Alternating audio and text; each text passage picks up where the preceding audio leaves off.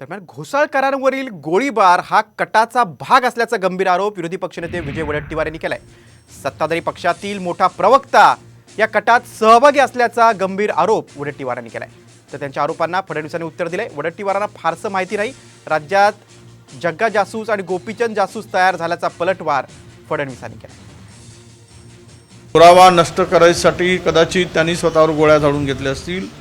हे एक फार मोठं यामागचं षडयंत्र आहे आणि सत्ताधारी पक्षातील जे काही प्रवक्ता म्हणतात किंवा पुढे पुढे मिरवणाऱ्या